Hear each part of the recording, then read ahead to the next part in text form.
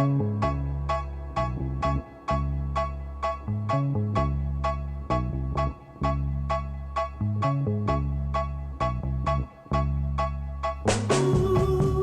Lovely, terima kasih sudah datang berkunjung di rumah kami.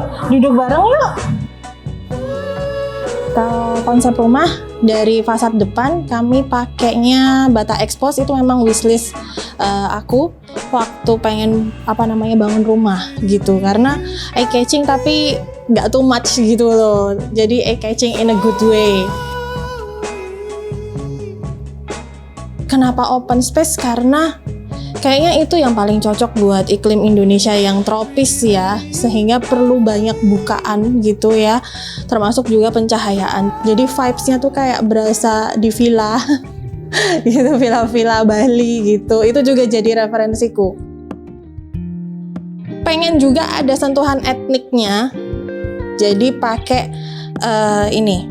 Ini bukan tegel, tapi ini adalah keramik motif tegel. Gitu adalah salah satu cara biar menekan budget tapi pengen kelihatan cantik, karena kalau tegel beneran itu mahal. Ini ada taman di dalam rumah gitu, konsepnya itu tadi karena open space.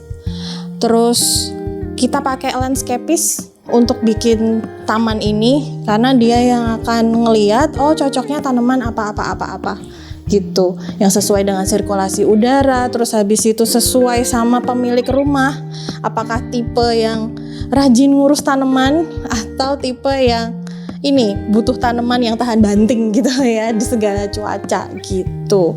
Sebenarnya kalau misalkan semuanya kan wishlist ya, suamiku punya wishlist, terus aku juga punya wishlist kalau punya rumah sendiri itu seperti apa gitu kan.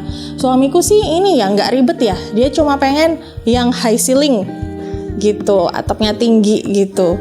Sisanya terserah aku gitu. Terus habis itu kami punya budget yang cukup tight, sehingga biar bisa mengakomodir itu nggak mungkin sendiri dong. Jadi malah justru pakai arsitek. Jadi ini juga tips ya untuk teman-teman semua gitu yang mau bikin rumah sendiri, justru pakailah jasa arsitek gitu. Jadi lebih penggunaan budget kita tuh bisa optimal. Meja kerja suamiku sama juga meja kerjaku, kalau misalkan aku kasih online class, bosen di dalam, aku kasihnya di sini. Kami berdua, saya sama suami suka baca.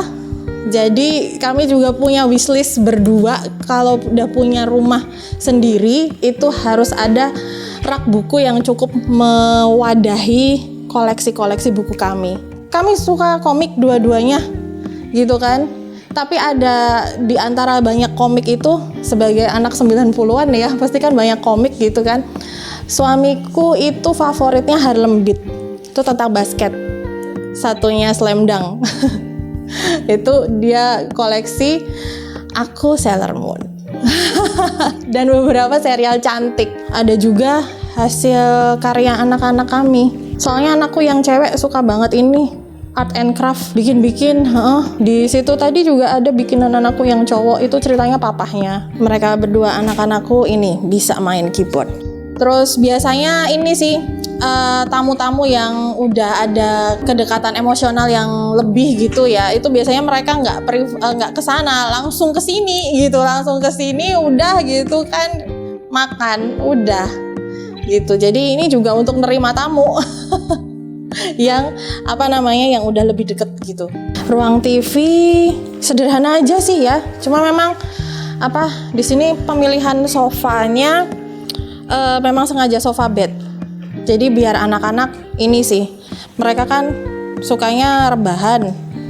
Kalau ini duduk biasa gitu, sofa L biasa itu, kadang mereka terus malah nggak nyaman sih pengalaman yang sebelumnya gitu. Dan ini juga multifungsi, kalau ada tamu gitu kan, kadang suka di sini juga dipakai gitu.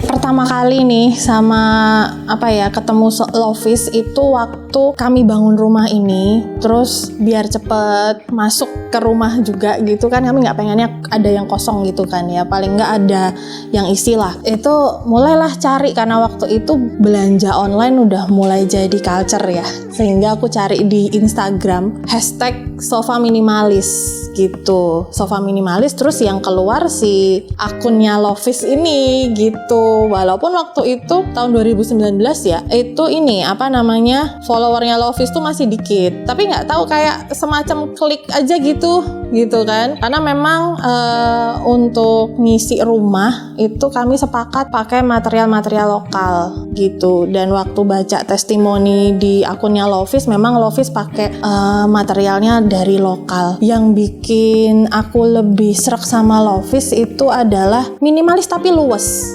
manis aja gitu, fleksibel juga untuk apa namanya dimasukin ke rumah kami gitu, di konsep rumah kami. Bahkan ini jadi semacam salah satu icon. Jadi spot ini sofanya Lovis ya, bahkan sayangnya udah discontinue padahal materialnya bagus, tapi awet banget karena 2019 sampai 2024 masih oke. Gak ada gimana-gimana loh, masih baik loh. Aku bingung nih, nanti kalau butuh sofa lagi yang seperti ini bagaimana? Apalagi aku dengar yang tipe ini sudah discontinue. Adain lagi dong, diproduksi lagi please gitu, atau nambah gitu jadi 5-seater kayak gitu. Rumah ini konsep open space itu juga ada plus minusnya ya. Salah satu minusnya itu adalah debu pasti jauh lebih gampang masuk gitu, sehingga kita harus pinter-pinter cari furniture yang materialnya itu tidak mudah menyerap debu dan juga mudah dibersihkan. Jangan ini deh, khawatir deh buat teman-teman yang misalkan bingung untuk cari sofa minimalis yang fleksibel untuk rumah pertama teman-teman gitu ya. Untuk Lovely semuanya itu nggak usah ragu deh, pilih Lovis aja, karena Lovis punya banyak banget bermacam-macam jenis sofa ataupun meja gitu, ataupun stool dengan bahan-bahan yang bagus gitu. Kalau dari bahan yang Oscar kayak gini, Rafflesia sayangnya discontinue, jadi please tolong diadakan lagi.